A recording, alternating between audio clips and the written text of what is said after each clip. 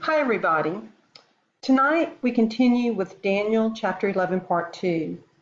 Keep in mind that this very message was so important that the principality of Persia delayed the angelic messenger for 21 days until Michael the archangel came to assist.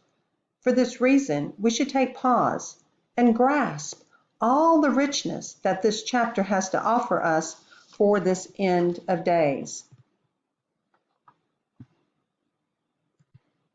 Now, before we get started, I want to review what I call my list of important things to keep in mind when studying the book of Daniel and the book of Revelation. Number one, what defines a beast kingdom and government? We've gone over that several times in the past, and we'll touch base on it tonight as well. What defines a beast king? What defines a king of the north or a king of the south? Fourth, have an awareness that we should probably keep separate the kings that qualify to be kings of the north and south versus the rulers of the larger nations.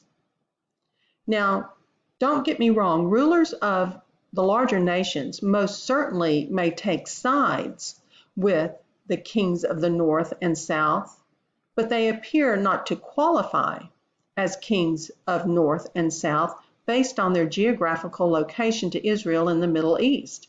5. The wars between the kings of the north and south may differ from the players in the larger wars, such as World War I, World War II, and pending World War III. 6. Jerusalem is the epicenter, and its previous destruction occurred in 70 AD. That's important to keep in mind. But you may ask, why is remembering Jerusalem's previous destruction occurring in 70 AD so important? Well, especially when you're studying the book of Daniel and you're trying to identify the beast kingdoms, and also when you study Revelation 17 and you're trying to identify the beast kingdoms, this is important because at that point, all 12 tribes would be scattered abroad and without a country. In essence, the land lay barren and was lived in by those left in that region. The last solid metal beast kingdom that conquered the land was Rome. Yah's people would no longer be specifically and only connected to the land of Israel. 8. The beast kingdoms after Rome would be a mixture of the previous kingdoms and clay. They would no longer consist of one type of metal. 9. But then we see action take place in 1948 by Zionist visionary Theodore Herzl, followed by the Balfour Declaration with support from Allied powers and the League of Nations, and more recently, of course, with the involvement of the United Nations members. Only Yah defines Israel. Only Yah will gather Israel. Therefore, usurping Yah's land and usurping the name Israel, in my understanding, qualifies to be a beast kingdom. For we know that Yah will be gathering his people, Israel, those born from above, those believing in Yahushua HaMashiach. Now, last week, we covered this map about the 6 Syrian wars that are covered in Daniel chapter 11. We first began to review that Seleucus, king of the north, was stronger than Ptolemy, the king of the south. That was recorded in verse 5. And then we looked at the Second Syrian War, when Antiochus II and Ptolemy II attempt to join the kingdoms via marriage by Ptolemy II offering Berenice to the king Antiochus II. We'll see that that doesn't work out too well. Then, in the Third Syrian War, since Laodice kills Berenice and has her Egyptian court killed, and she poisons the king and all of these things, Ptolemy III, Berenice's brother, takes revenge on the northern kingdom over the death of his sister Berenice and kills Laodice and Seleucus II at that time. That's recorded in Daniel 11:7. Then we move on to the Fourth Syrian War when Antiochus III is able to capture Israel, because we know that Israel right here on your map, the map lies right in the middle between the Ptolemaic Empire and the Seleucid Empire. So initially, Israel was part of the southern kingdom, but in the Fourth Syrian War, Antiochus III is able to capture Israel. So, as I noted over here, these two kingdoms butted right up against the other. Israel was technically, initially, part of the southern kingdom controlled by Egypt. So, eventually, we see Ptolemy V take the throne, but he's only 5 years old. And Antiochus III sees an opportunity to attack the king of the south, and he gathers many, many troops to do that. But Rome, we see, will step in and say, we, Rome, will protect the boy king. Thus, Rome began to take Egypt under its dominion. And then lastly, we'll see the Sixth Syrian War. Now, last week, when we got to verse 17 of chapter 11, we plugged in the possibility of that being during the time of Julius Caesar, when Julius Caesar oversaw pagan imperial Rome, king of the north. And then we looked at Cleopatra and Ptolemy XII, who were ages 9 and 10 at the time, and how they were crowned over the southern kingdom, and we reviewed their story. But tonight, I'm going to focus on the continuing successions of kings that leads to the Sixth Syrian War, Antiochus IV. We began reviewing this timeline last week, which will help us understand these occurrences between the kings of the north and south more clearly. The ultimate purpose that the wars lead to is to point toward the vile and despicable man, Antiochus IV, during the Sixth Syrian War, that stands in the place where he should not be, who desecrates the temple. He desecrates the altar with pig sacrifices. He sets up a statue of Zeus and kills approximately 80,000 Hebrews in the process. A similar figure will stand in this end of days. Now, last week, as I just shared, we discovered a decision point that must be made starting with Daniel 11, verse 17. The decision point was whether to associate those verses to Seleucus II, then Antiochus III, and Antiochus IV, or to Julius Caesar, then Augustus, then Tiberius. Very similar histories, so it takes time to evaluate those possibilities. We looked at how it would play out with Julius, Augustus, and Tiberius, like I said last week, but I am persuaded this week to follow the track that leads to Antiochus IV, who sets up the abomination of desolation, and actually whose name becomes synonymous with the abomination that desolates. We saw how both of these historical tracks have strong justifications that match, if per se, these personal pronoun descriptions, but only one best portrays what we should see in this end of days. The challenge comes from Daniel only being able to use personal pronouns to describe these rising kings of the north and south, using he, they, daughter, son. For this would be in Daniel's future, and he simply did not know the specific names of the kings of the north and south. In verse 1 we read, "And in the first year of Darius the Mede, I myself stood up to support and protect him." That is the angelic messenger sharing that information with Daniel. "And now I declare the truth to you. See, 3 more sovereigns are to arise in Persia, and the 4th is to become far richer than them all. And by his power through his riches, he stirs up all against the rulership of Greece." And those last final Persian kings were Cambyses, Smerdis, Darius I, and Xerxes I Ahasuerus. Verse 3 and 4, "And a mighty sovereign shall arise, and he shall rule with great authority and do as he pleases." So that was Alexander the Great of Greece, who conquers Medo-Persia, and therefore the Greek Empire begins. But when he has arisen, his rule shall be broken up and divided toward the four winds of the heavens.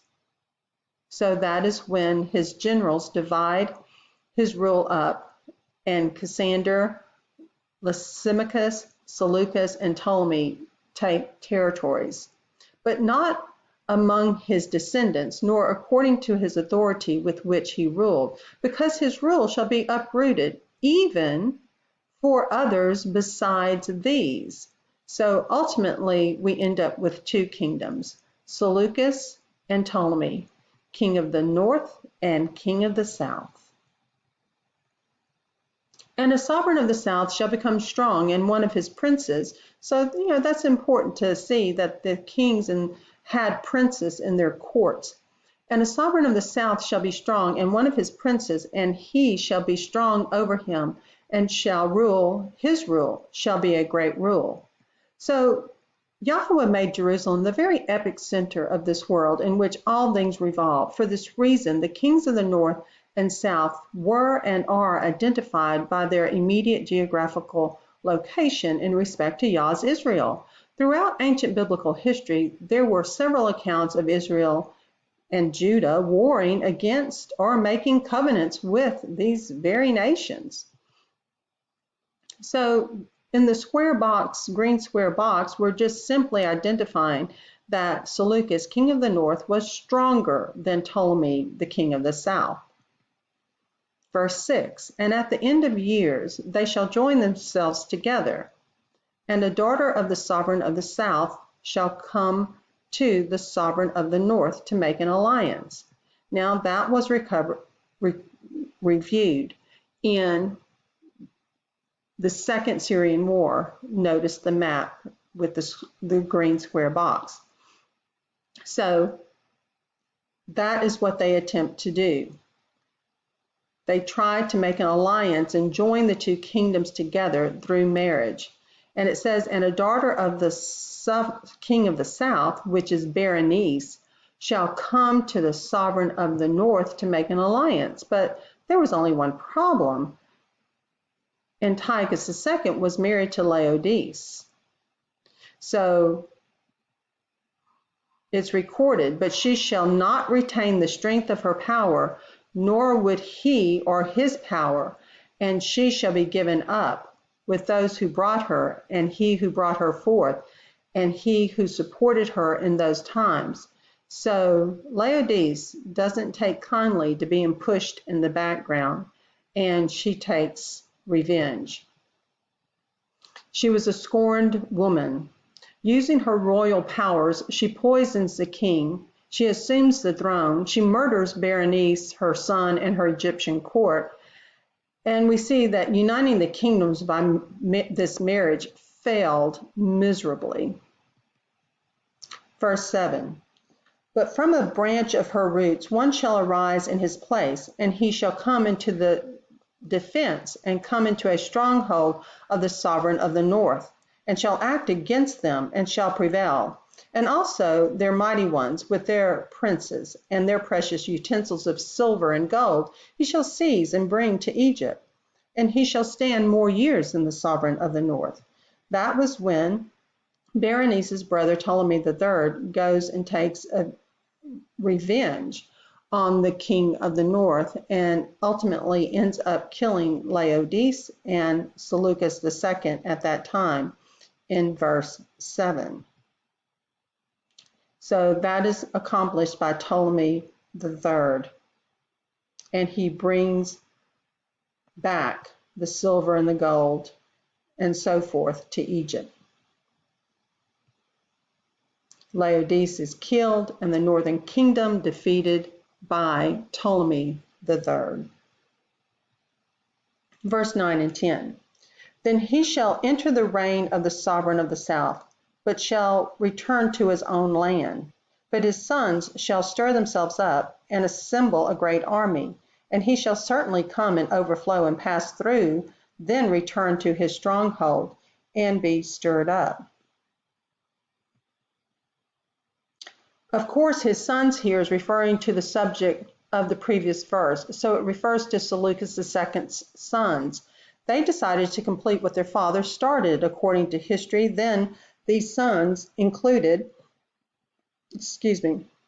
Seleucus III, Cyrenius, and Antiochus III the Great. Both of these sons attempted to bring Syria's past glory back in honor of their father. For the longest time here in chapter 11, we've been hearing about the king of the south and the king of the north, but nothing really about Israel, even though Israel itself lies smack between these two kingdoms. Kind of odd, isn't it, that these kings or their successors should be so determined to overcome the other, and yet Israel stood in relative safety from the assaults. This was going to start changing with Antiochus III the Great. So these are some insights that I've incorporated into our study from Dr. Fred's Study, Grow, Know blog, and I will leave the link below in the description section. So Daniel 11:9 possibly indicates that Seleucus II may have attempted to attack the south, but returned to the north. Then we see his sons stir themselves up in Daniel 11:10. So with the Fourth Syrian War, while Seleucus III, Cyrenius, also sometimes simply referred to as Soter, attacked parts of Asia Minor, Antiochus III the Great focused his efforts on Egypt. According to history, during the years of 219 to 217 BC, Antiochus attacked Egypt, but failed to gain control over the nation and empire. However, all was not lost for him, because he did gain control of Israel at this time. Part of the reason that Israel hadn't been mentioned up to this point is due to the fact that Egypt's northern border extended all the way to Syria's southern border. In essence, then, these two kingdoms butted right up against the other. Israel was technically part of the southern kingdom controlled by Egypt. With the efforts of Antiochus III the Great, he was able to push Egypt's borders back below Israel, or at least to the southern border of Israel from Syria. He fought against Ptolemy IV at this point in time. What is, of course, fascinating is that the angelic messenger has been laying the groundwork to reveal specifics about the Holy Land to Daniel. All of this information is leading up to and including what would eventually befall Israel and Jerusalem and Daniel's people, the Jews. Because Yahweh saw fit to provide Daniel with so much information that was extremely specific, we literally see the very rungs of the ladder that take us up to the events that impacted Israel. So he goes on to say, I hope you find that as amazing as I do. And I do. And I look forward to seeing how all of this will help us in the end of days as we proceed. So again, verse 9 and 10 reads, Then he shall enter the reign of the sovereign of the south, but shall return to his own land. But his sons shall stir themselves up and assemble a great army, and he shall certainly come and overflow and pass through, then return to his stronghold and be stirred up. Then the sovereign of the south shall be enraged and go out to fight with him with the sovereign of the north. He shall raise a large army, but the army shall be given into the hand of his enemy. So we're talking about that Fourth Syrian War. The king of the south will be enraged and go forth and fight with the king of the north. Then the latter will raise a great multitude, but that multitude will be given into the hand of the former. The meaning of verse 11 becomes clear if we understand what occurred just before it. After Antiochus III essentially gains control over Israel, expanding Syria's borders while diminishing Egypt's, the king of the south didn't simply sit still. He fought back by attempting to regain what had been taken by Antiochus III. To this end, Ptolemy IV attacked Antiochus III on the southern borders of Israel, specifically at Raphia in 217 BC. Initially, he was successful. Historians tell us that due to this attack by Ptolemy, Antiochus lost his entire army and was also captured as he fled to the desert. Verse 12, and he shall capture the army, his heart being exalted, and he shall cause tens of thousands to fall, but not prevail. So Daniel 11:12 tells us more about what happened and would happen from Daniel's perspective. Pride often goes before a fall. Ptolemy, in routing Antiochus III and essentially destroying, capturing his entire army, thought he had victory in the bag. His pride caused his downfall by lowering his guard. Ptolemy essentially stopped pushing his advantage, and even though historians tell us that he gained control of Palestine, he ultimately lost the battle here.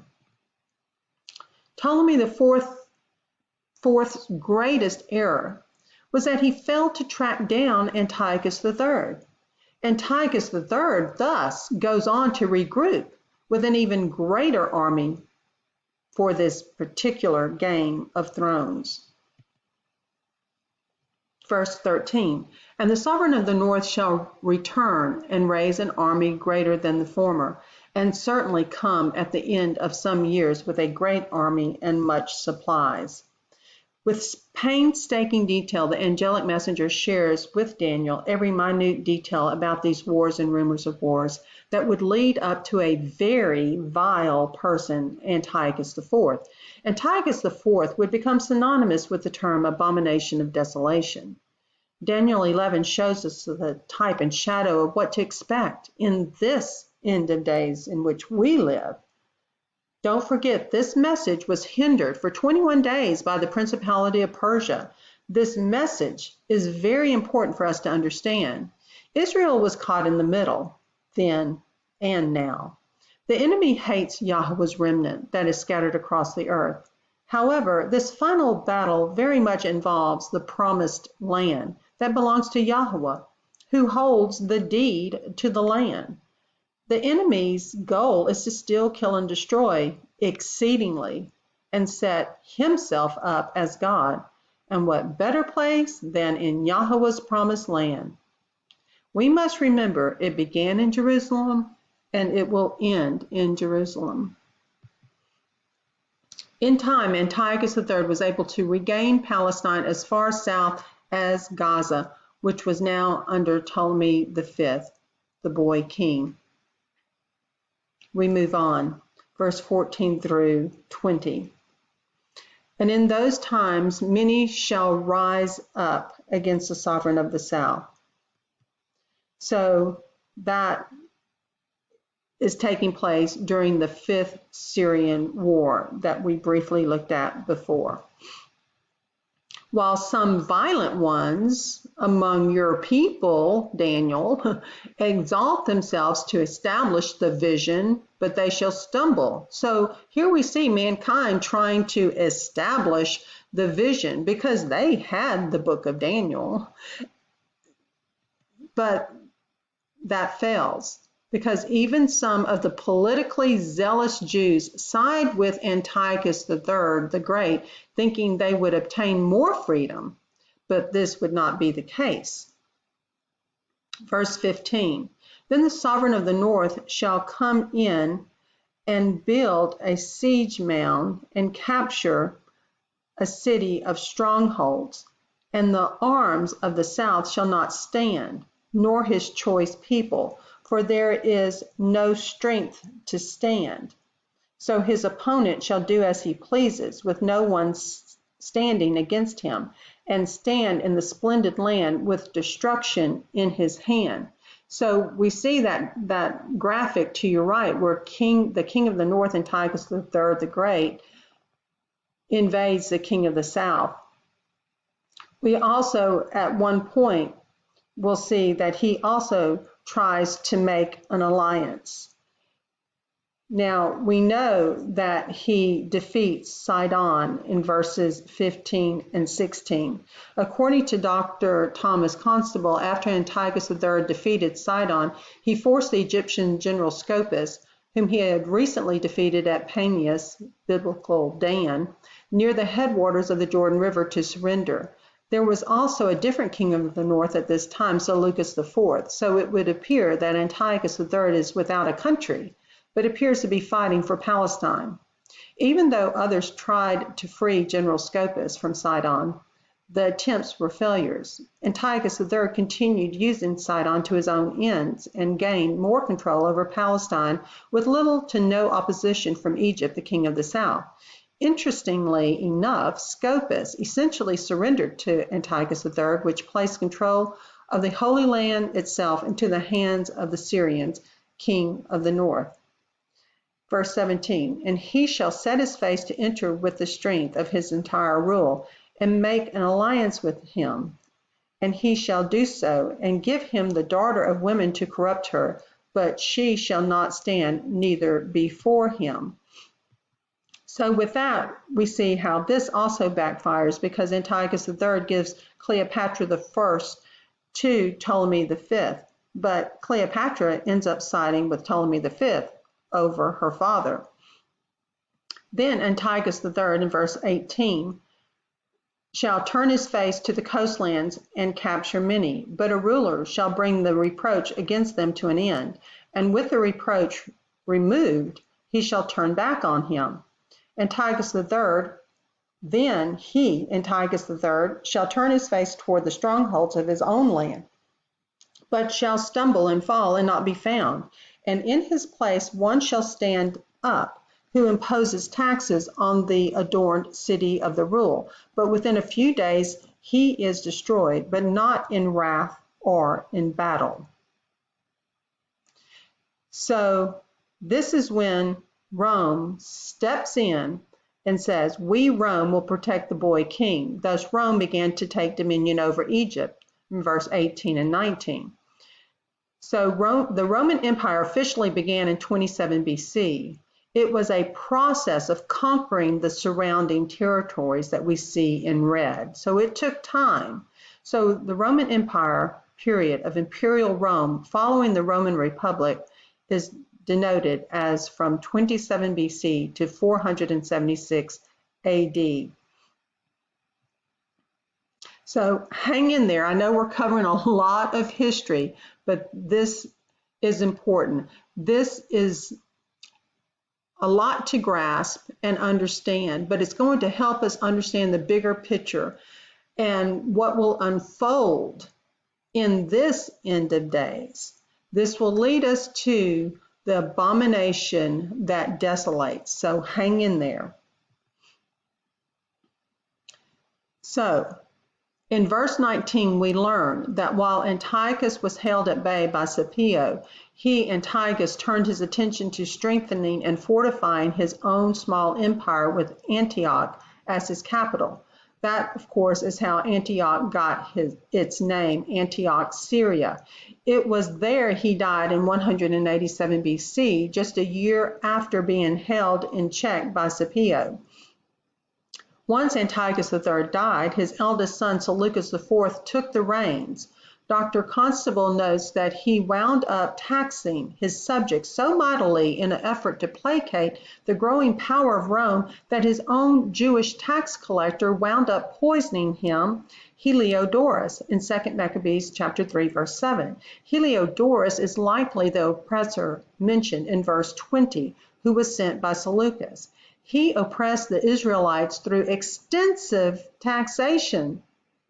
But being Jewish himself, Heliodorus ultimately turned on the very king who sent him throughout Israel to oppress, collect taxes. So again, Daniel chapter 11 and 12 reveals the very message that the principalities of Persia and Greece didn't want to be revealed to Daniel nor us.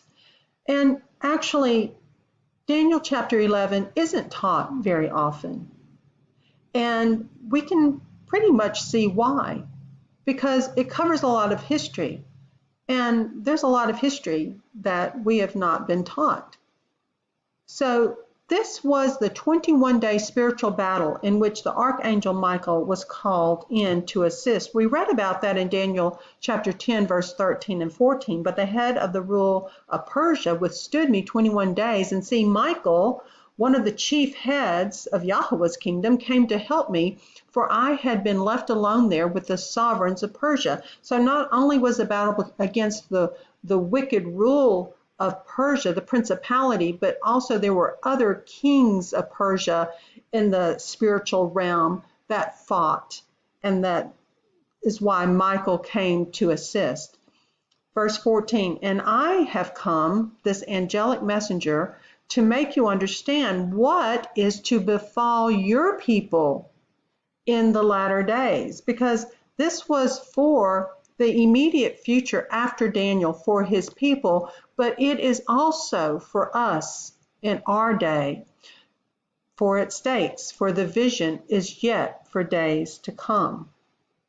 And we know that prophecy usually repeats itself in the ancient biblical times, and we see it in the days of Yahushua HaMashiach and the Gospels, and then ultimately in the end of time in such books as Daniel and the book of Revelation. Verse 21 through 23, and in his place shall arise a despised one, to whom they shall not give the excellency of the rule, but he shall come in peaceably and seize the rule by flatteries. And the arms of the flood shall be swept away from before him and be broken, and also the prince of the covenant. And after they join him, he shall work deceit, and shall come up and become strong with a small nation. So with Seleucus gone, a despicable person rises up in his place. Note the phrase, on whom the honor of kingship has not been conferred. In the above verse, it would appear that this despicable person in history is known as Antiochus Epiphanes IV, because he did not really have the right to rule, yet somehow managed it. Antiochus Epiphanes IV was not the only son of Seleucus IV, and was not necessarily next in line for the throne, but history shows us that he simply took the role of king upon himself. He also did more than that, because he made himself as though a god by taking the name Epiphanes, which means God manifest. This was also the term used on coins of that era. The older son of Seleucus IV, Demetrius, who had the actual right to rule, was being held hostage in Rome. Antiochus IV persuaded the leaders of Syria to allow him to rule. In this way, through scheming to gain power, he secured the throne for himself. As we will eventually see, the final man of sin to enter the world's arena and rule the world as Satan's puppet will also gain his position through cunning, intrigue, and violence, not because he will be naturally in line to rule. So that is a word for us today, because we will eventually see the final man of sin enter the world's arena and rule the world as Satan's puppet, and he will also gain his position through cunning, intrigue, and violence, not because he was naturally in line to rule. So, boom. Now, beginning in verse 21, we are starting to see the parallel that will occur in this end of days. And these verses from 21 to 30 actually seem to focus on that first 3.5 years after that covenant agreement is made. Come up to verse 21. Why is that verse important? Some will notice that it looks like there's been a jump in the narrative. skipping over many centuries and then beginning again with the final events of the end time. We saw this same thing in Daniel chapter 9, and we're seeing it again here in chapter 11. Many wonder why God seems to look so minutely at certain portions of history and then skips over centuries in other places. I don't think anyone completely knows the answer to that. Possibly God focused on some of these pivotal landmark events still to come in order to tell us what's going to happen, so that we'll know that He's in control and that He has a final and complete plan for bringing His kingdom to this earth. But Bible prophecy teachers from the early church to modern times have marked Daniel 11:21 as the beginning of the angel's description of the very final days before the Lord's return. This perplexes many people, and some have written me about how this is seen in an earlier class I did, where this gap seems to appear in the class on the last 7 years, focusing on Daniel 9:27 and Matthew 24. In Daniel 9, we saw this same gap between verse 26, which ends with a prediction of the fall of Jerusalem in 70 AD, and verse 27. The last part of Daniel 9:26 says, "The people of the prince who shall come shall destroy the city and the sanctuary." We know from history that this did happen when the armies of Titus destroyed Jerusalem and overran Israel in 70 AD. But then, what is strange for some, going on to the very next verse in Daniel 9, verse 27, it says, "And he shall confirm the covenant with many for 1 week." So here in Daniel 9, like we're also seeing at this place in Daniel 11, there seems to be a jump and a gap of centuries before the prophecy picks up again. Also, we saw in the classes on Daniel 9 that a week translated there came from the word that meant 7, signifying 7 years. So Daniel 9:27, speaking of confirming the covenant for 1 week, is a verse about the last 7 years before the coming of the Lord, and it even goes on to talk about the middle of the week. The middle of 7 years is 3.5 years. And this ties in with so many other places in Daniel and in later books that talk about the last 3.5 years, 42 months or 1,260 days before the coming of the Lord. So let's look closely at how much this is relevant to just where we are in our study of Daniel chapter 11. In chapter 9, we had this evident gap in the narrative where centuries are skipped over, and then verse 27 begins by talking about a covenant made for 1 week or 7 years. And here in Daniel 11, we find such a parallel phenomenon. From verse 21 to verse 30 in this chapter, we have no less than 4 different times that the word covenant or the similar word league is used in relation to this vile person. Then, immediately after verses 21 to 30, we come up to the verse that Jesus pointed us to in this chapter, verse 31. And in Matthew 24, Jesus said of verse 31, "Whoever reads, let him understand." I'm sorry if I'm repeating myself here, but this must be important. I can't prove it beyond a shadow of a doubt. But I've always felt that this portion of Scripture, from verse 21 to verse 30, is talking about what could be called the first 3.5 years. In other words, the first half of the last 7 years that was highlighted in Daniel 9. Because Daniel 11:31 is about as certain a place as we can find where Jesus places that event, seen in verse 31, at the beginning of the Great Tribulation. Pointing to that verse, Jesus said, "When you shall see the abomination of desolation spoken of by Daniel the prophet standing in the holy place, then there will be great tribulation, such as has not been since the beginning of the world unto this time, no, nor ever shall be." It just helps to kind of know where we are at before going forward with Daniel 11 verses 21 to 30. If we don't know the context and where this portion of Scripture fits in the end time picture, we really won't get as much out of it as we should. Daniel 11:21 says, "And in his estate shall stand up a vile person, to whom they shall not give the honor of the kingdom, but he shall come in peaceably and obtain the kingdom by flatteries." Going into the many details of each of these verses would greatly increase the length of this class.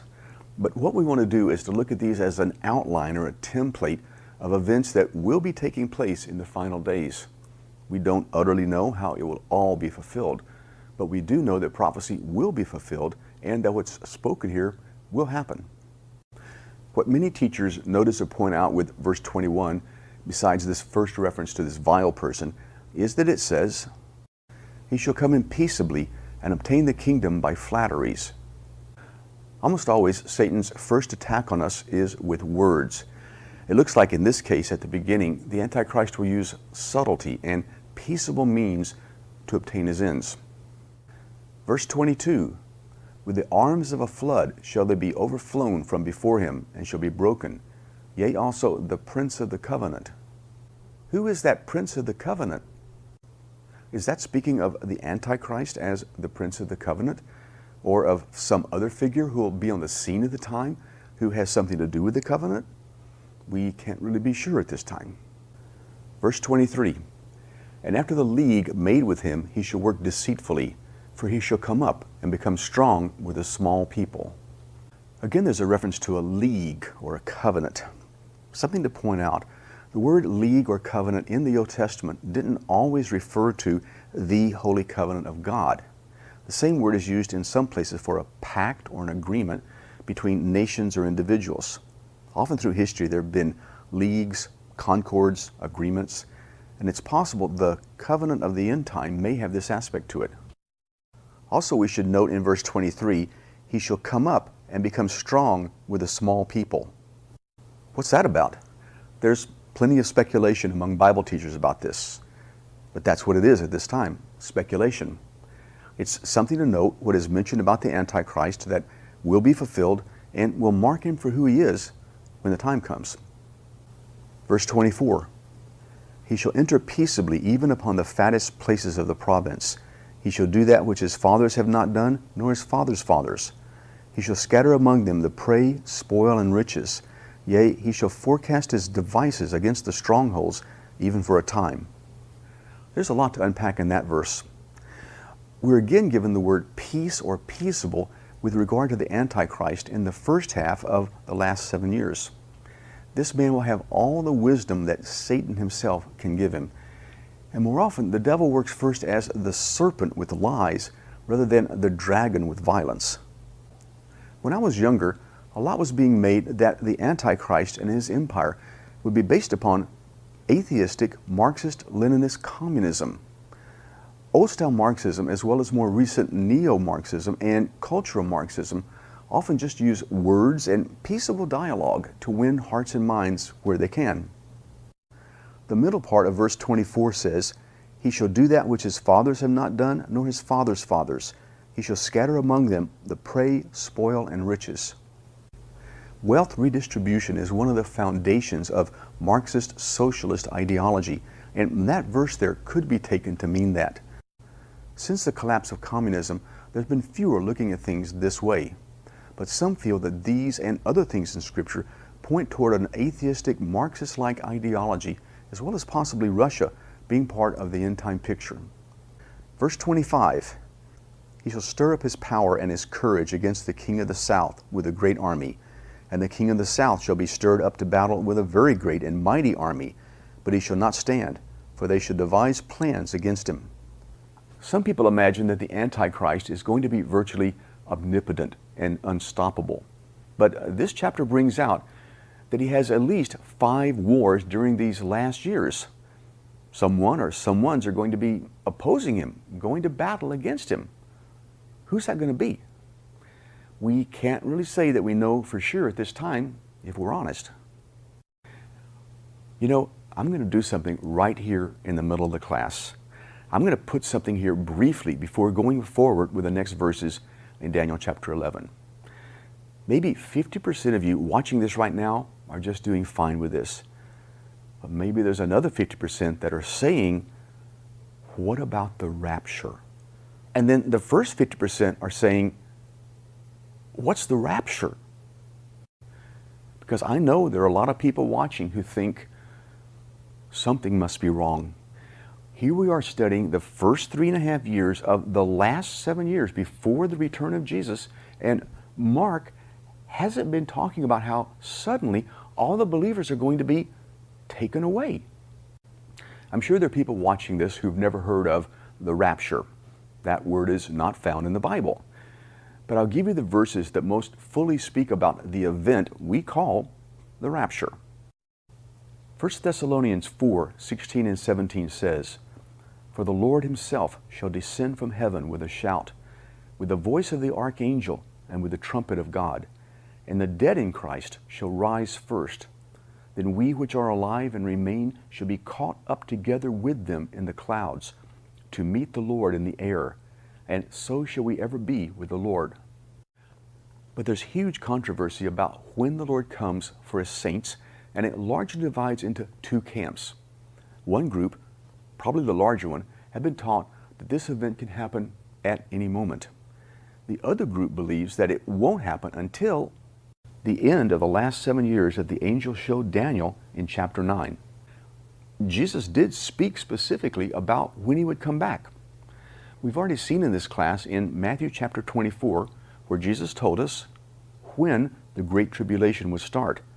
But a little later in the same chapter, he told us what would happen immediately after the tribulation.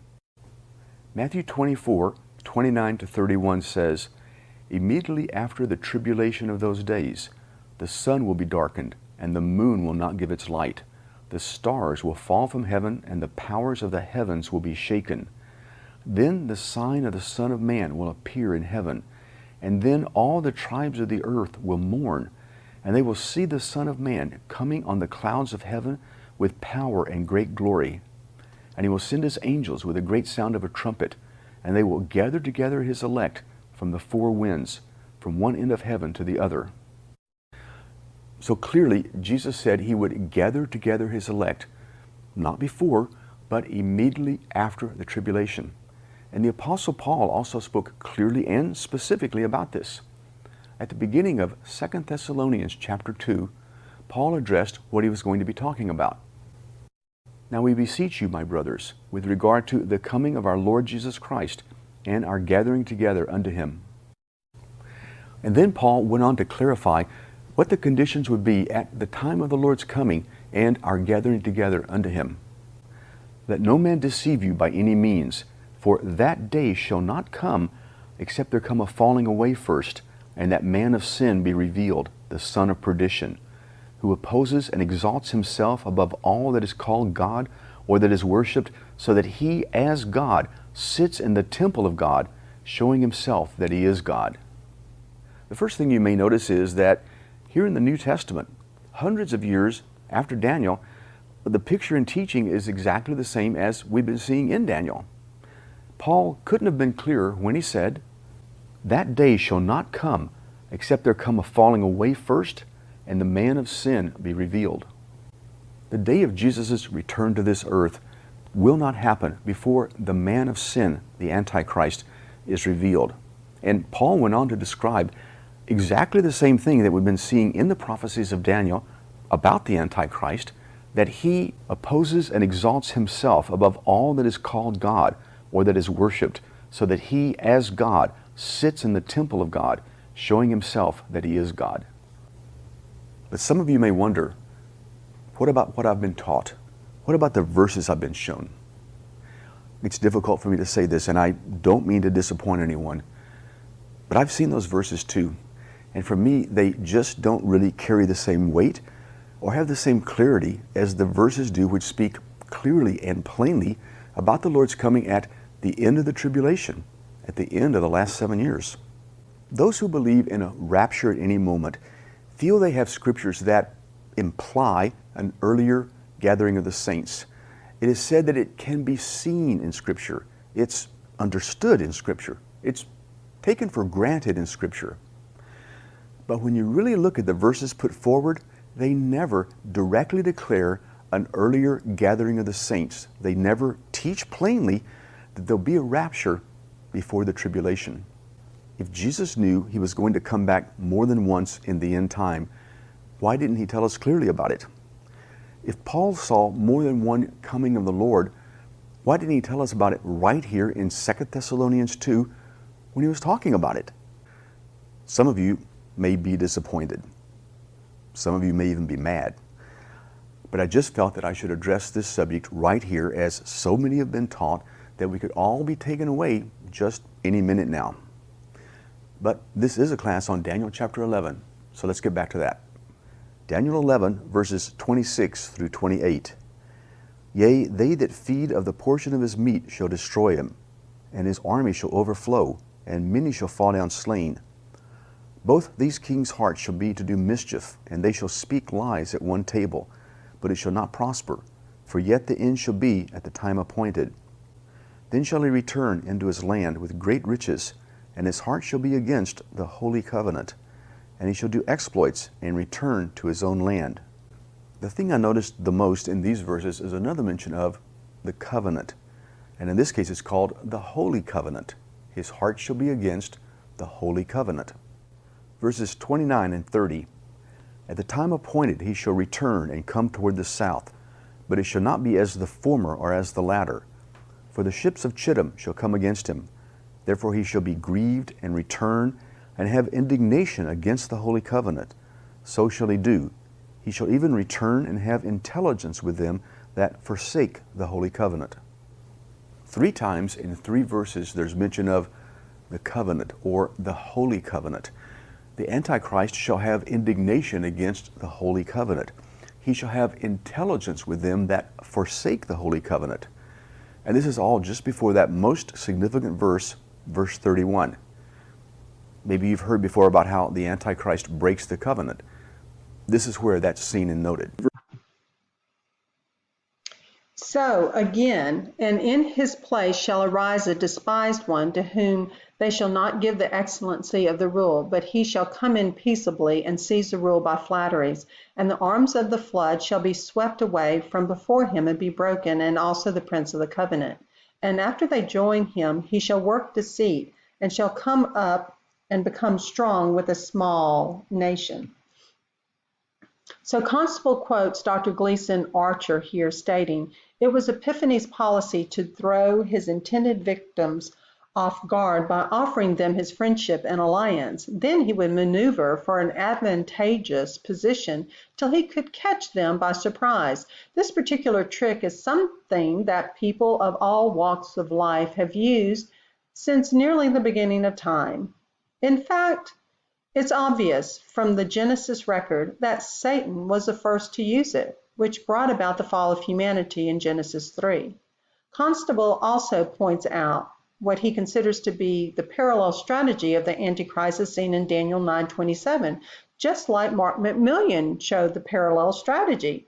This coming final man of sin will use the type of deceit used by Antiochus Epiphanes IV when he finds a way to broker a covenant with Israel and the surrounding nations that is supposed to last for 7 years. Unfortunately, as we learn in Daniel 9:27, as Paul echoes in 2 Thessalonians 2, it's all built on subterfuge by Antichrist to gain an advantage over the Jews.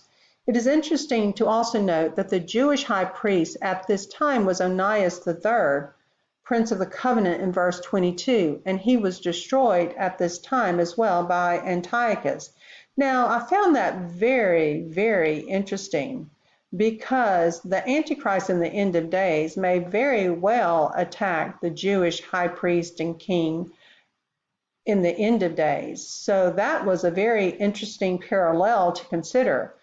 He goes on to say, some believe the term Prince of the Covenant refers to Ptolemy, because he was the one who entered into a treaty with Antiochus only to suffer defeat later. However, the term is probably best used to connote the Jewish state, and we know that historically Onias III was also affected by the actions of Antiochus. So again, it's all built on subterfuge by Antichrist to gain an advantage over Yahweh's people. And that correlation to Onias III, I thought, was very significant that we should keep in our memory. Verse 23, and after the league made with him, he shall work deceitfully, for he shall come up and shall become strong with a small people. As best we can determine, the above verse quantifies the treaty alliance that Antiochus made with Ptolemy and occurred in 170 BC. This was nothing more than part of Antiochus's plot to ultimately overthrow Ptolemy by giving him a false sense of security. It's really no different from the many times Prime Minister Neville Chamberlain made so-called treaties with Adolf Hitler, and each time Hitler simply failed to honor those treaties. Eventually, Chamberlain retired and was replaced by Winston Churchill.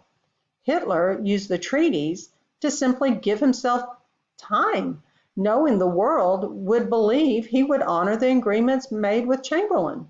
In fact, Hitler also attempted to use the Islamic Mufti, who was based in Jerusalem, to help him overcome Yah's people there.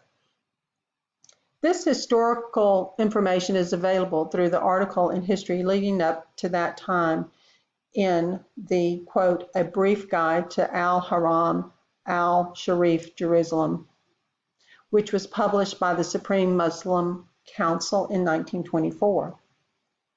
Individuals like Antiochus, Hitler, Stalin, and the coming Antichrist should never be trusted, but they always are, at least initially. The Bible tells us that some level of trust will be extended to the Antichrist as well, and Israel will pay dearly for it. So again, this alliance is focused on.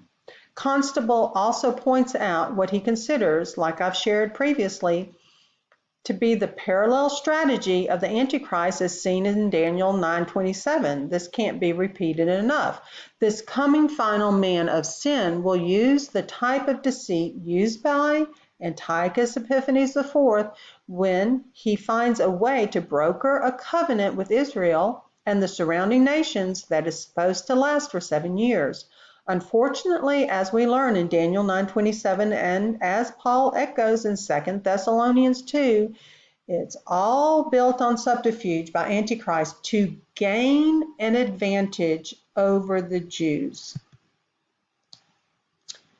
We saw much of this begin through the Balfour Declaration, which was endorsed by the principal Allied powers and was included in the British Mandate over Palestine, formally approved by the newly created League of Nations on July 24, 1922. In May 1939, the British government altered its policy in a white paper recommending a limit of 75,000 further immigrants and an end to immigration by 1944. Unless the resident Palestinian Arabs of the region consented to further immigration. Zionists condemned the new policy, accusing Britain of favoring the Arabs. This point was made moot by the outbreak of World War II and the founding of the State of Israel in 1948. So how about that timing? So this was when author James Balfour sends a letter to Lionel Walter Rothschild. And we also see many alliances taking place in our present day, as demonstrated by the Abraham Accord signing at the White House September 15th, 2020, which may turn out to be very significant. We'll have to watch and see. Verse 24, he shall enter peaceably, even into the richest places of the province, and do what his fathers have not done, nor his forefathers, distribute among them plunder and spoil and supplies, and devise his plots against the strongholds, but only for a time. The angelic messenger continues revealing more about this despised one in verse 21, Antiochus Epiphanes IV. After entering peaceably, he, Antichrist, becomes vicious and vile against the people of Yah and his holy temple. Notice Daniel 11:24 tells us point blank how Antiochus would use his plunder and wealth. Again, be reminded that the angelic messenger is telling Daniel what occurred in Daniel's future. So none of this had yet taken place, though it would come to that. When Antiochus Epiphanes IV came onto the scene, this is exactly what he did, as verified in writings like 1 Maccabees chapter 3, verse 30 and elsewhere. Antiochus was extremely crafty, and likely so because he was so self-centered and intelligent. Satan was able to use him in such a way as to unintentionally show us how he would use the coming Antichrist, the final man of sin. Note also verse 24 establishes a determined length of time for Antiochus Epiphanes IV. The text says, but only for a time. Yahweh has final approval for all the schemes of men and demons. While Antiochus was allowed a certain measure of free reign, it came to an end in Yah's timing. Now we see the Maccabean family tree that we will discuss, and Mattathias revolted in 167 BC. It's interesting to see how this filters genealogically all the way down to Herod the Great when he married Miriam.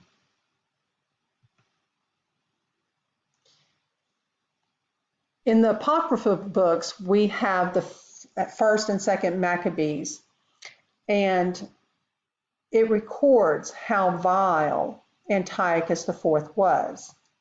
But let's take a pause and just read this clip from Wikipedia.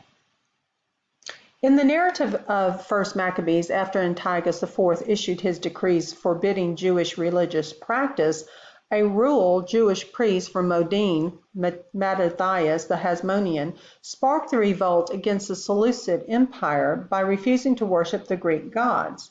Now, similarly, in our day, we may face Sunday laws, we may face Noahide laws, and we may face Sharia laws.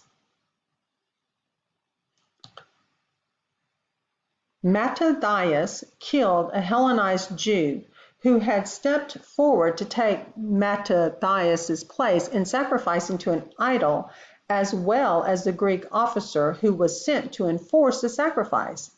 Afterwards, he and his 5 sons fled to the wilderness of Judah. Oh, okay. So when this abomination that lies desolate appears with all this desecration through sacrificing pigs on the altar and so forth, it states here, afterwards he and his 5 sons fled to the wilderness of Judah.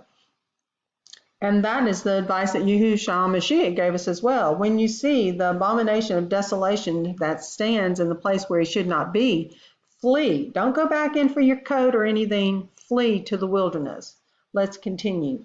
After Mattathias' death, about 1 year later in 166 BC, his son, Judah Maccabee, led an army of Jewish dissidents to victory over the Seleucid dynasty in guerrilla warfare, which at first was directed against Hellenized Jews, of whom there were many. So at first the war was against all the so-called people of Yahweh, turning to do as the Greeks did. So the Maccabees destroyed Greek altars in the villages, circumcised boys, and forced Hellenized Jews into outlawry. Judah's nickname Maccabeus, now used in popular culture to describe the Jewish partisans as a whole, is taken from the Hebrew word for hammer. The revolt itself involved many battles, in which the Maccabean forces gained notoriety for the use of guerrilla tactics and their speed and mobility, in contrast to the slow and bulky Seleucid army.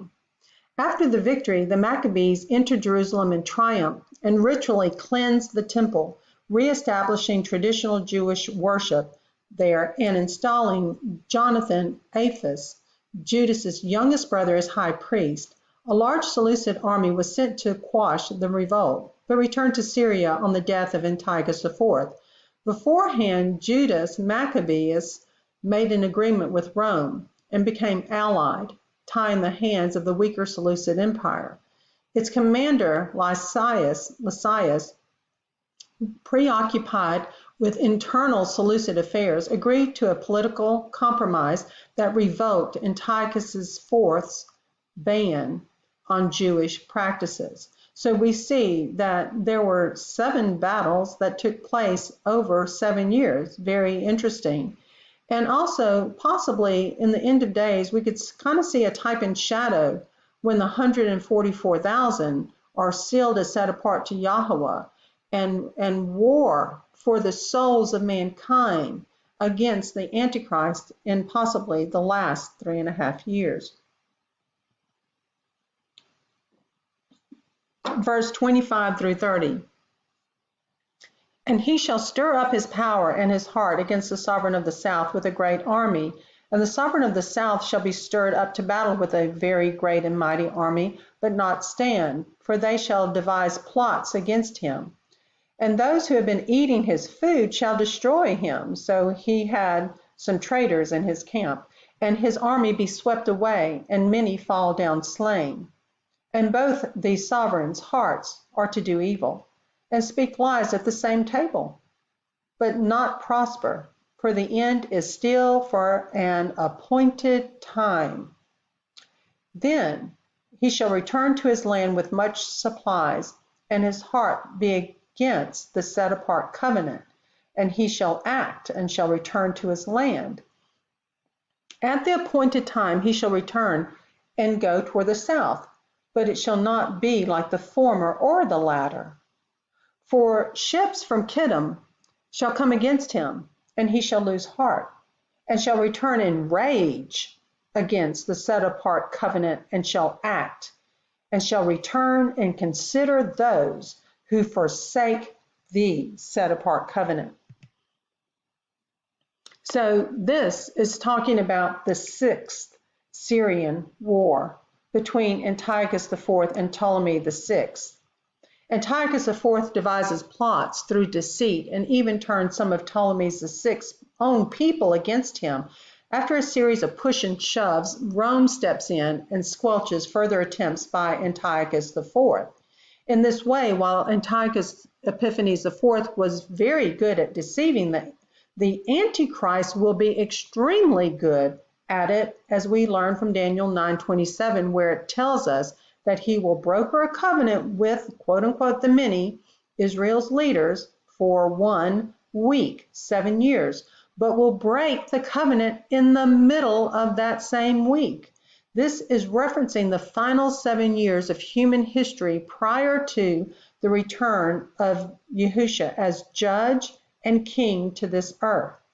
Never before in all the world will one individual have such an ability to deceive, but we see that to some extent this is unveiled in Antiochus Epiphanes IV.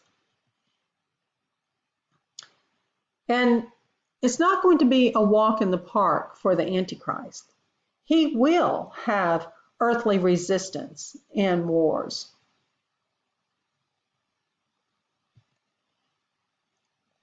Constable notes that the ships of Kittim were from Cyprus and belonged to Laonus and Rome. Antiochus had only 2 options. 1, attempt to fight Rome, which would likely cost him his life, or 2, return home to Syria in defeat. He chose the latter. Please notice the text says he would become enraged at the Holy Covenant and take action. Antiochus was defeated without Rome even firing 1 arrow or throwing 1 spear. He was humiliated as he heads home. He once again remembers Jerusalem, where not long before his humiliation, he had killed 80,000 men and desecrated the temple. Maybe another go at it would remove his feelings of low self-esteem. Antiochus counted on the support of those Jews who had long ago abandoned the Mosaic law, the Holy Covenant, and he was not disappointed. You know, when people allow themselves to become corrupted, nothing can usually change that. Money corrupts. Political favors corrupt. Is it any wonder that no empire in history lasts that long before it begins to fail? It is happening with America today, and that failure will culminate in a complete collapse. Now, Daniel, verse 31 in chapter 11. And strong ones shall arise from him and profane the set apart place, the stronghold, and take away that which is continual, and set up the abomination that lays waste. Okay, do you see the forward progressive movement? It looks like we have just entered the last 3.5 years of that 7-year time period. Antiochus ordered his general Apollonius and a contingent of 22,000 soldiers into Jerusalem on what he claimed was a peaceful mission. However, when they were inside the city, they attacked the Jews on a Sabbath, when the Jews were reluctant to exert themselves. Apollonius killed many Jews, took many Jewish women and children captive as slaves, plundered the temple, and burned the city. Let's read about this a little bit in 1 Maccabees chapter 1, verses 44 through 57, about Antiochus IV. The king had sent letters by messengers unto Jerusalem and the cities of Judah, that they should follow the strange laws of the land, and forbid burnt offerings and sacrifice and drink offerings in the temple, and that they should profane the Sabbaths and festival days, and pollute the sanctuary and holy people, set up altars and groves and chapels of idols, and sacrifice swine's flesh and unclean beast, that they should also leave their children uncircumcised, and make their souls abominable with all manner of uncleanness and profanation, to the end they might forget the law, and change all the ordinances. And whosoever would not do according to the commandment of the king, he said, he should die. In the selfsame manner wrote he to his whole kingdom, and appointed overseers over all the people, commanding the cities of Judah to sacrifice city by city. Then many of the people were gathered unto them, to wit, every one that forsook the law. And so they committed evils in the land, and drove the Israelites into secret places, even wheresoever they could flee for succor. Now, the 15th day of the month of Casleu, in the 145th year, they set up the abomination of desolation upon the altar, and builded idol altars throughout the cities of Judah on every side, and burnt incense at the doors of their houses and in the streets. And when they had rent in pieces the books of the law which they found, they burnt them with fire. And whosoever was found with any book of the testament, or if any committed to the law, the king's commandment was that they should be put to death. So verse 31 was referenced by Yahushua himself to prepare us for what will take place in this end of days. Historians note that Antiochus desecrated the temple by waltzing into the Holy of Holies after offering a pig on the altar.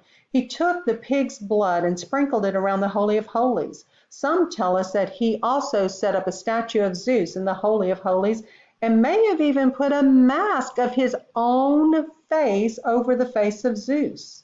This event is what became known as the abomination that desolates, or the abomination of desolation, that Yahushua refers to in his Olivet discourse in Matthew 24, Mark 13, and Luke 21.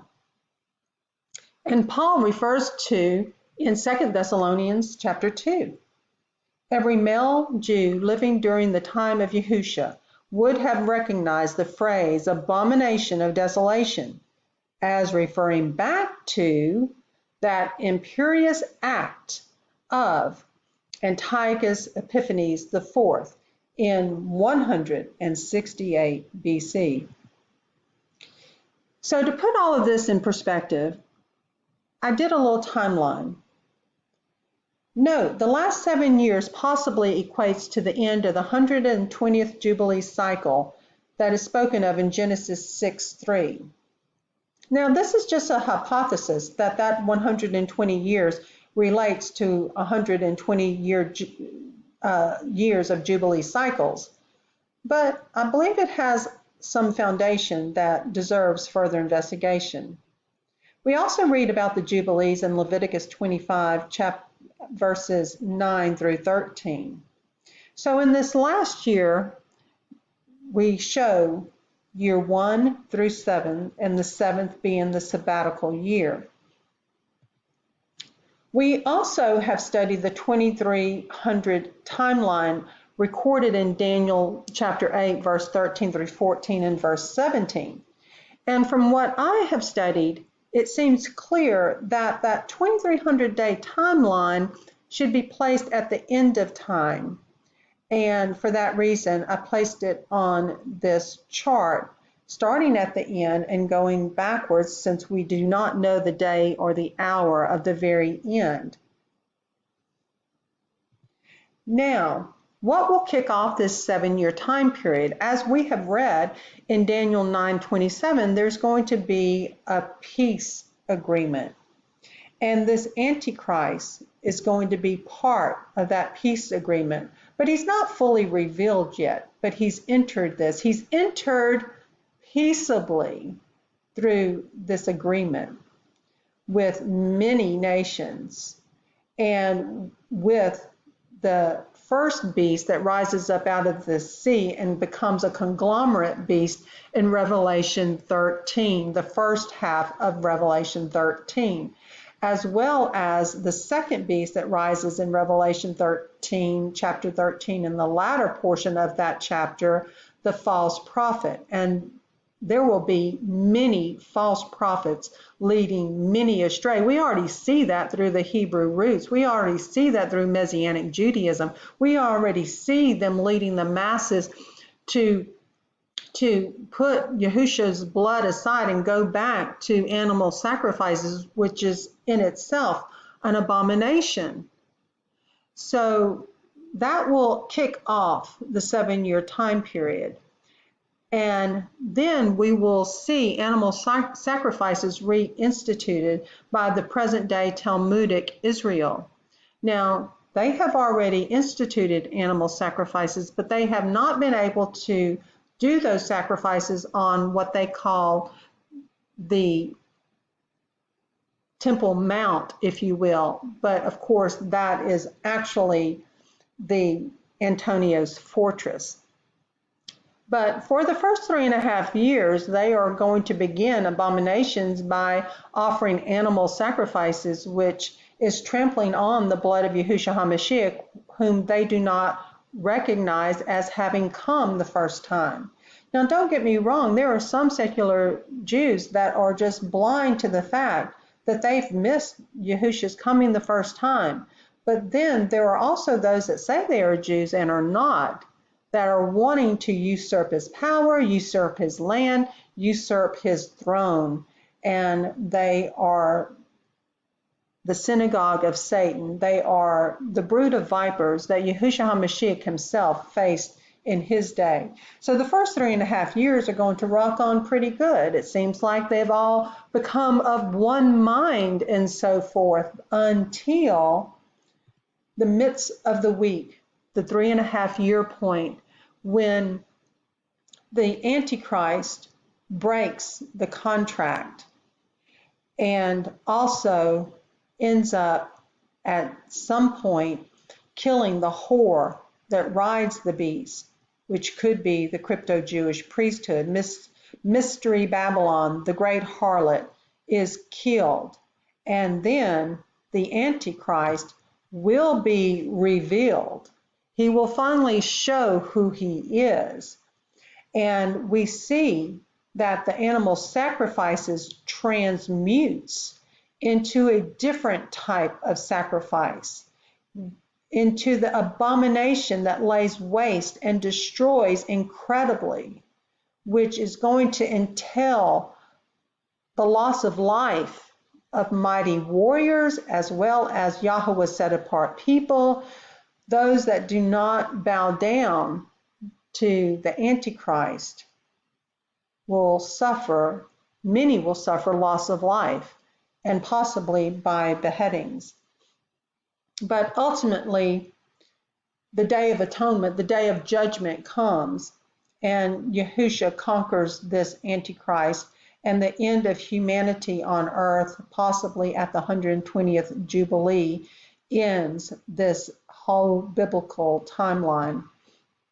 And then there will be a 1,000-year reign, and ultimately the eighth great day, the day of new beginnings. So this is just a snapshot that I wanted to put a lot of the scriptures we have been studying into a pictorial graphic that possibly will assist us in understanding these things. I'm not saying I have it all correct, but I'm giving you something to look at, something to ponder, and something you yourself can work on as you see the events unfold. So let's continue with Mark McMillian. At the end of the last class, I said that we were going to be coming up to a mountain hut, far up in the mountains of Bible prophecy. That's where we are now, verse 31. Jesus pointed to that verse and said we should understand it. It's a place we have as a reference point of where we are in the end time picture. But arriving here, you may not now feel like it's a place of serenity. You may be sensing from the verses we just read that Daniel 11:31 is actually a place of ominous significance, because this verse that Jesus said we should understand and take note of actually marks the beginning of Great Tribulation. The last 3.5 years before the end of this age and the return of the Messiah, Jesus of Nazareth, to set up the kingdom of God on earth. Daniel 11:31 says, "And arms shall stand on his part, and they shall pollute the sanctuary of strength, and shall take away the daily sacrifice, and they shall place the abomination that makes desolate." And here's what Jesus said about that verse in Matthew chapter 24. "When you shall see the abomination of desolation, spoken of by Daniel the prophet, standing in the holy place, then there will be great tribulation, such as has not been since the beginning of the world until this time, no, nor ever shall be." What we see at this point is how definitely these major verses link together to form a composite picture of the key events of the end time. Jesus did that in Matthew 24 when he linked Daniel 11:31 with the Great Tribulation that would start then. And Daniel 9:27 also links conclusively with the things we're seeing in Daniel 11. It can be difficult at first to put these things together, but when we look at them, it is clear that the links are there in Scripture for us to see. Let's look at Daniel 9:27 again and see how we can now see the connections it has with other major verses. "And he shall confirm the covenant." We've seen that word or idea used repeatedly in the verses we've seen here in Daniel 11, with many for 1 week, 7 years. And in the middle of the week, in other words, at the 3.5-year mark, he shall cause the sacrifice and oblation to cease. Sacrifices stopped in the soon-to-be-built temple in Jerusalem. And for the overspreading of abominations he shall make it desolate, a reference to the abomination of desolation that Jesus said in Matthew 24 would be a sign to watch for, even until the consummation, the end, and that determined shall be poured upon the desolate. And we have so much the same picture here in Daniel 11:31. "And shall take away the daily sacrifice, and they shall place the abomination that makes desolate." By connecting these verses the way they certainly connect, not forcing things, not contriving things, we come to an astonishingly clear picture of one of the most spoken of events of the final days, the stopping of sacrifices in a yet-to-be-built temple in Jerusalem by the Antichrist, and the placing of what is called the abomination of desolation. Jesus told us with emphasis that when we see these things, then will be great tribulation.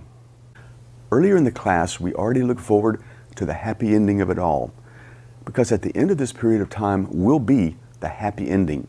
the coming of the Lord, when the true rapture happens, when Jesus comes for believers throughout the earth and brings in his rule and reign for 1,000 years. And I wanted to add just a little more to show another aspect of all this. There's another place in the Bible that talks about this time of trouble that's known and studied by a lot of people. Jeremiah 30, verse 7 says, "Alas, for the day is great, so that none is like it. It is even the time of Jacob's trouble, but he shall be saved out of it." The time of Jacob's trouble is taken to be speaking of the same thing as the time of great tribulation that Jesus spoke of in Matthew 24. But the focus here is on what the people of Israel, the descendants of the ancient patriarch Jacob, will be going through in those future last days. You've probably noticed that so much of what's been spoken of in the verses we've been looking at in Daniel 11 is taking place in and around Jerusalem. The sanctuary of strength, the daily sacrifice. What sanctuary? What sacrifice? These verses and many others strongly indicate that these places and events will be in modern Jerusalem. And of course, this is against the backdrop of modern Israel. So these end-time events are going to have a very major impact on Jewish people and on the modern nation of Israel. The horrible persecution of the times to come will not only be against Christians around the world, but also against Jews in Israel and anyone who doesn't go along with the will of the Antichrist. I haven't dwelt on this so much in my classes, but it certainly needs to be made clear that this will happen. And I'm finding that there has to be a balance in these things. It's certainly true that much of what we read about in Daniel chapter 11 is taking place in Israel in the last 7 years. But in no way does that mean that the rest of the people of the world are just going to be spectators to these events. Revelation 13:8, speaking of the Antichrist, says, "And all that dwell upon the earth shall worship him, whose names are not found written in the book of life." At the return of Jesus, Revelation 16 says, "And the cities of the nations fell." Not just the cities in Israel and the Middle East, but of the nations of this world. These and many other verses all point towards this very definitely being a worldwide series of events leading up to the return of Jesus to rule the whole world. In the next class, we'll start up at verse 31 and go to the end of Daniel 11. In the class today, we focused on the first 3.5 years, but in the next class, we'll be looking at the last 3.5 years. And there's a lot of good news even there. We'll see in the next class that the people who do know their God shall be strong and do exploits, and they that understand among the people shall instruct many. There's so much more to look into, to take to heart, and to see how it applies to our lives already, right now, and in the soon coming future. In the next class on Daniel 11, we're going to see the living saints of the end time in the Great Tribulation mentioned and highlighted there. I hope you'll be back to check it out for yourself. I intend to get it out as soon as I can. God bless you. I love you. Keep the faith.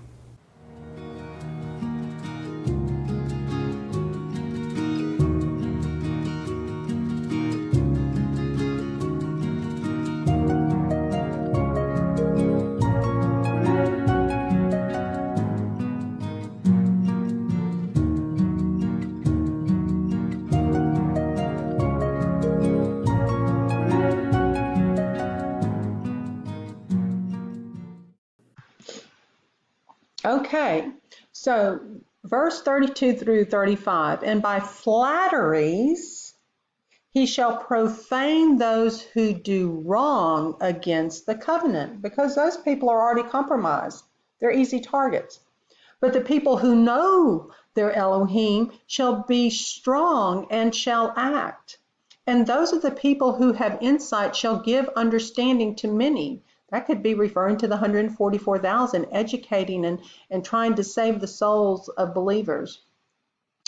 And they shall stumble by sword and flame, by captivity and plundering for days. There's going to be great persecution. And when they stumble, they shall be helped, a little help. But many shall join them by flatteries. And some of those who have insight shall stumble, to refine them and to cleanse them and to make them white until the time of the end, for it is still for an appointed time. Antiochus managed to turn Jewish men toward godlessness because they were already looking in that direction anyway. Antiochus provided the calculated impetus for it. This deference to Antiochus by Jewish men ultimately culled the progressives from the mix, leaving those who eventually fought against Antiochus for how he desecrated the Jewish temple and forbade Jews from observing the Mosaic law. In essence, then, just as Daniel 11:30 tells us, Antiochus did several things. First, those who were already godless in their hearts were given the needed shove to go full tilt in that direction. Second, those who were faithful to God, Yahweh, stepped up, and that's exactly what happened, because it wasn't long after this that the Maccabean revolt. Verse 36 through 39. And the sovereign shall do as he pleases, and exalt himself, and show himself to be great above every mighty one, and speak incredible matters against the El of mighty ones, and shall prosper until the wrath has been accomplished. For what has been decreed shall be done. And have no regard for the mighty ones of his fathers, nor for the desire of women, nor have regard for any mighty one, but exalt himself above them all. He's not interested in anybody or anyone but himself. But in his place he shall give esteem to a mighty one of strongholds, and to a mighty one which his fathers did not know he shall give esteem with gold and silver, with precious stones and costly gifts. He worships Satan.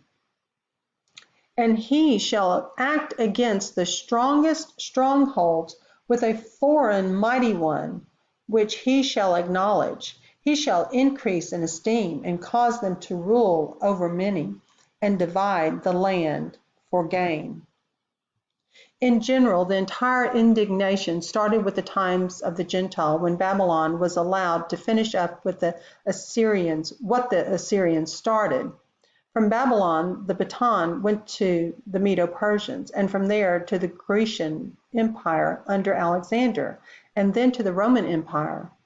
But Scripture tells us that even though the Roman Empire died, quote unquote, out in history, something very much like it, but worse, would rise from its ashes during the final portion of the end times, during which the final man of lawlessness would rise among the 10 kings of Revelation 17 to become chief ruler over the entire earth during the final 7-year period, the last week of the 70 weeks.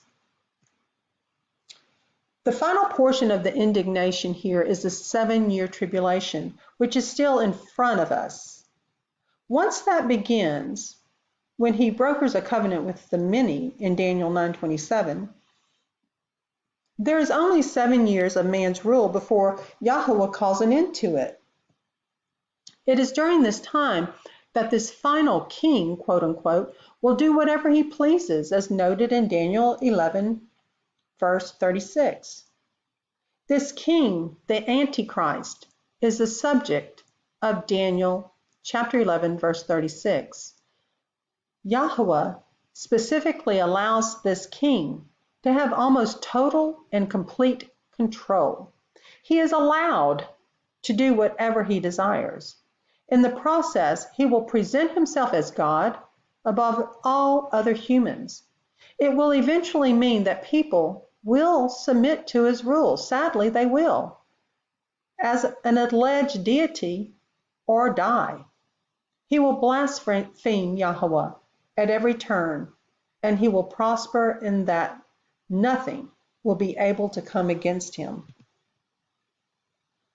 If Antichrist honors the god of fortresses, which can be interpreted as putting his faith in military might, then clearly Antichrist will honor that god with gold, silver, etc., because it will take great financial resources to create such an army.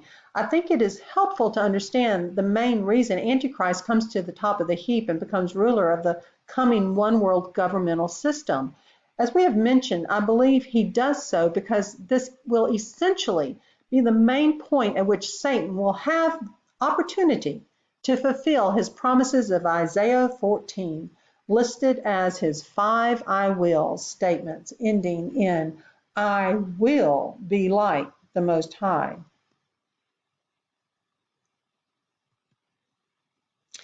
In verses 40 through 43, we read, At the time of the end, the sovereign of the south shall push at him, and the sovereign of the north rush against him like a whirlwind.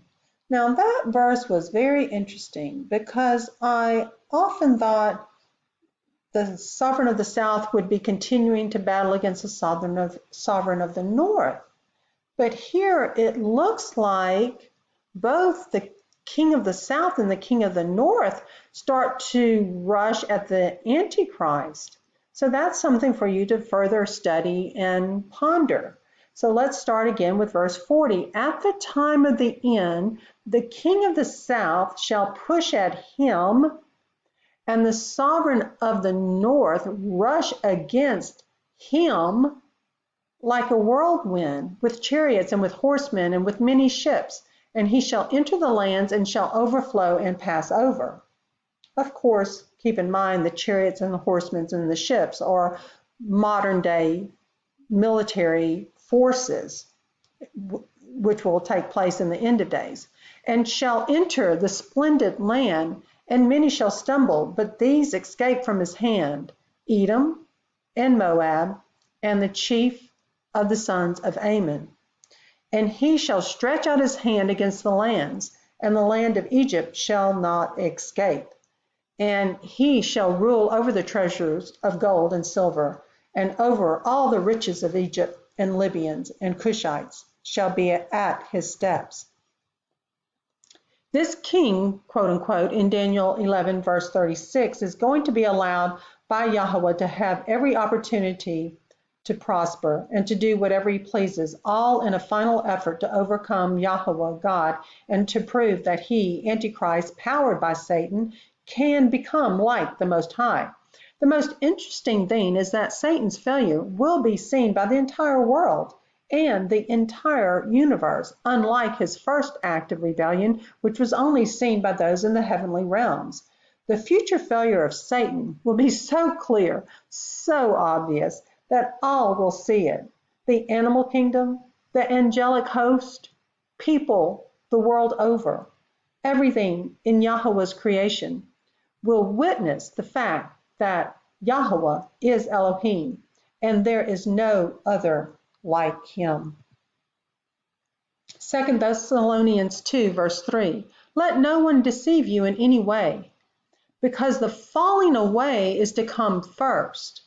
Oh yes, the falling away is to come first, and that's probably going to start heavily in that first 3.5 years when people are deceived, thinking that they should encourage those building the man-made third temple, encourage those going back to animal sacrifices, and forgetting their first love, Yahushua HaMashiach, who laid down his life and gave his blood once and for all. So many are just going to be deceived because his people perish because of lack of knowledge, because they've listened to the false prophets in many pulpits and have not studied the word for themselves. So let no one deceive you in any way, because the falling away is to come first, and the man of lawlessness is to be revealed, the son of destruction.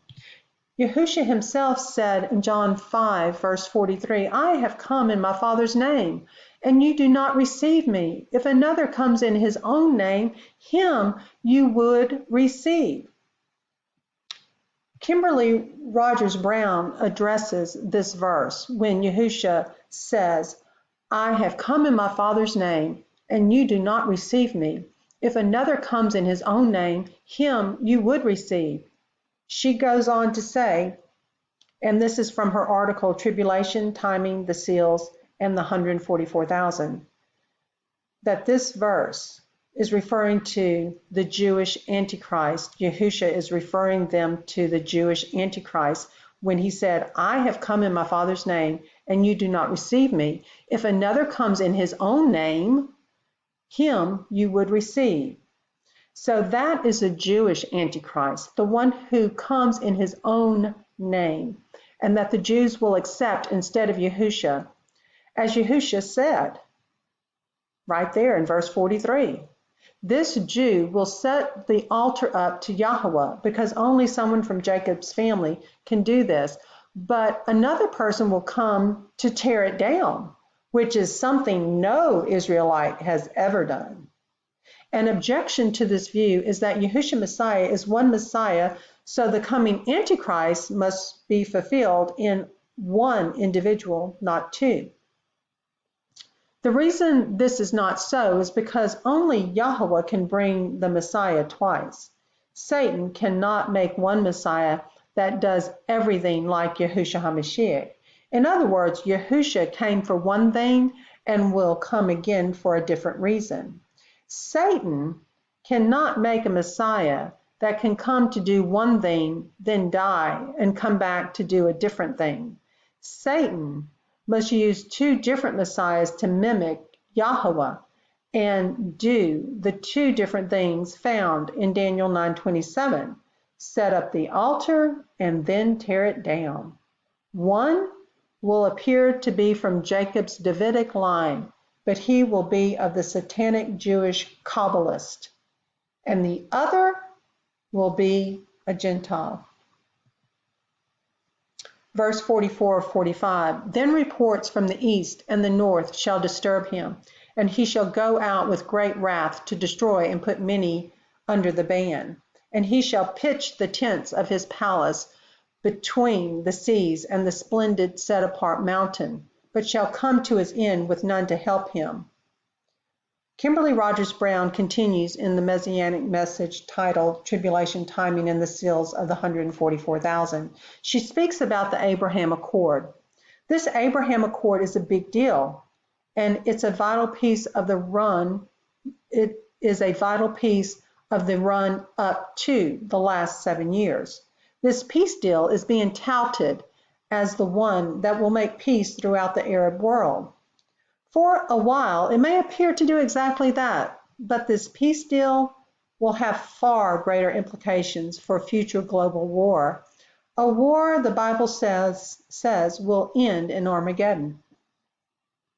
This peace deal has just set up the world for the fulfillment of the entire 7-year tribulation. It will bring about the first 3.5 years with the Jewish Antichrist and the last 3.5 years with the Islamic Antichrist. The Abraham Accord formalizes relations between Iran's two enemies, Israel and the Sunni nation, the UAE, with possibly more to follow. The Middle East just lined itself up for a huge North-South war between Iran's 4+2 coalition and Israel's Southern Middle East coalition. Daniel 11 verses 40-45 prophesies this war.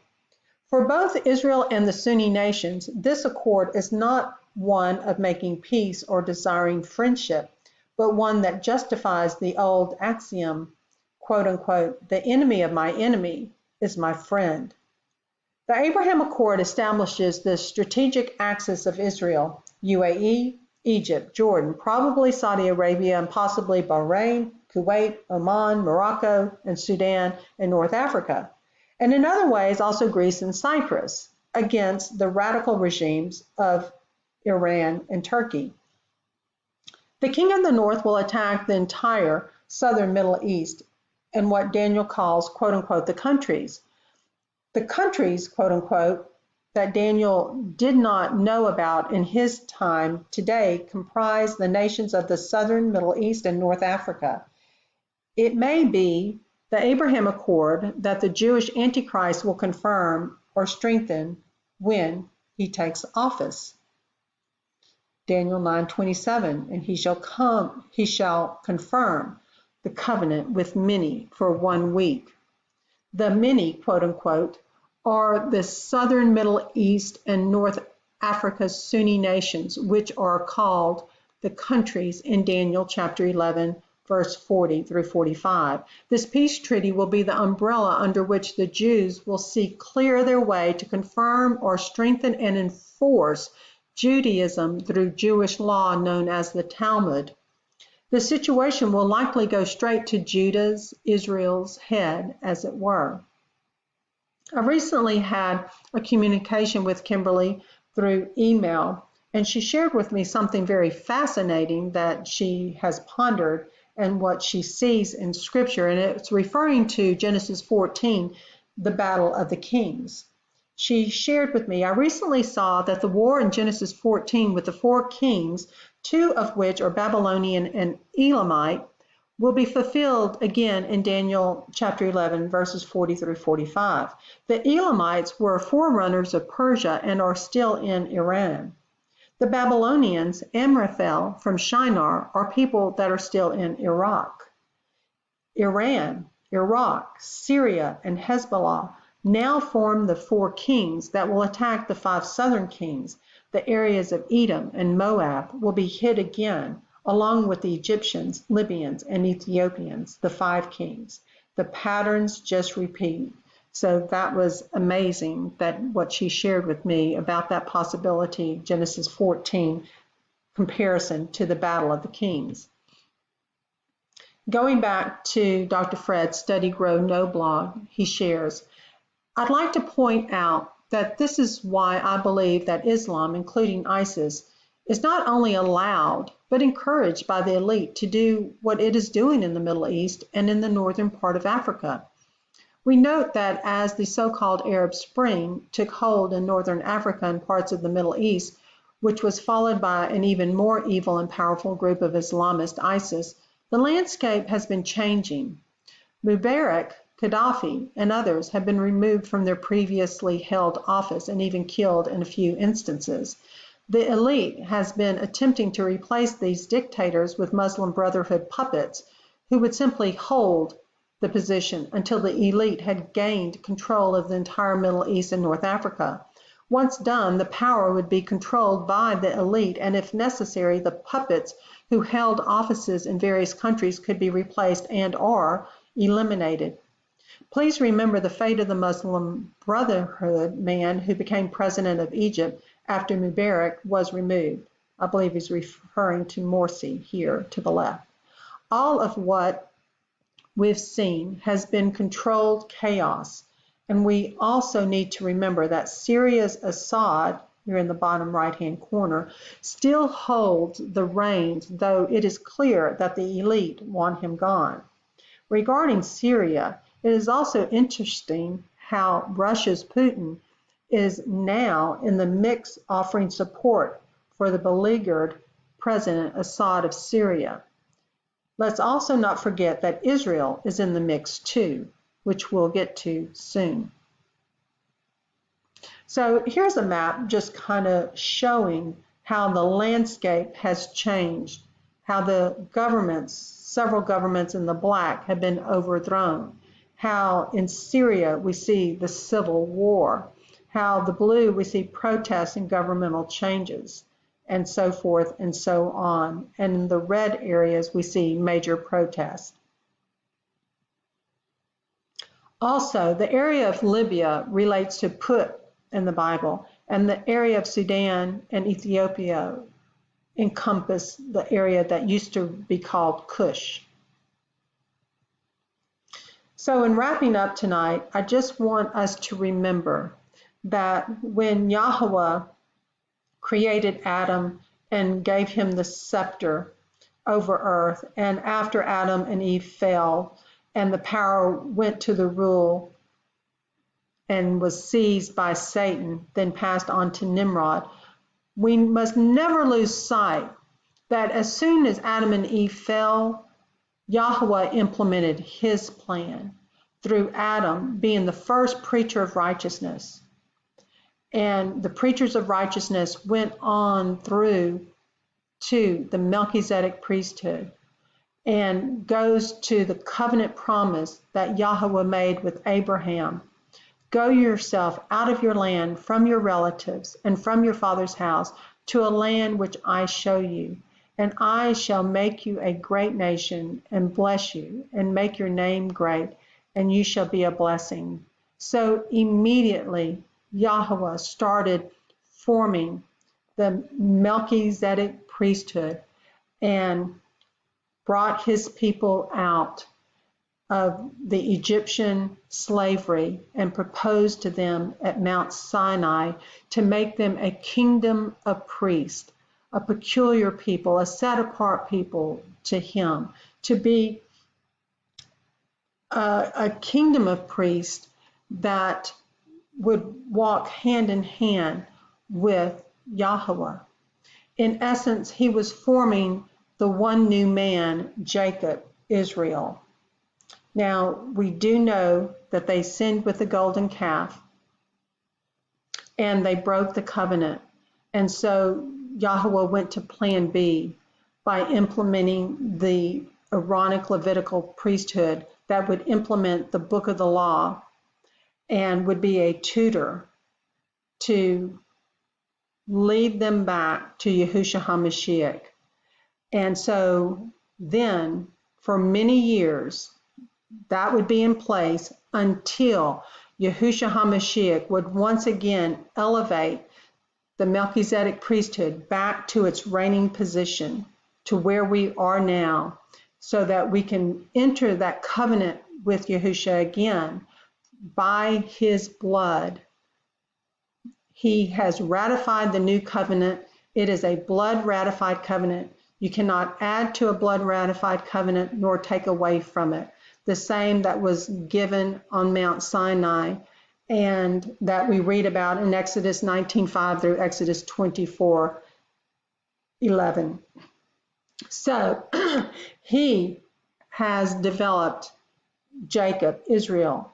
Jacob is his firstborn. Those born from above that believe in Yahushua HaMashiach, that enter into his covenant and say yes to him, that observe his covenant confirming meal of bread and wine, who takes off their sandals of authority and stand on holy ground, who washes their feet, symbolic of entering the priesthood, and how his word washes us and makes us white as snow. On the other hand, we see how the earthly rule of power descended through Satan, through Nimrod, and the false beast man instead of the one new man that Yahweh created. The false beast man was Nebuchadnezzar's statue throughout earthly time. And in essence, it's Esau rising. Esau's color is red. Wherever you see blood shed, you see Esau. Now, Esau married into the Ishmaelite line, and there's only two kingdoms, a kingdom of Satan, if you will, and the kingdom of Yahweh. And many are deceived by the false kingdom of Satan. And also, we must not forget that Yahweh, even though the covenant came through Jacob and Isaac, he also said that Ishmael would be blessed and he would become a great nation and have 12 princesses. And many of the Ishmaelites will believe in Yahushua HaMashiach in the end of days. They will be witnessed to as well, because they too have been deceived by so many false prophets.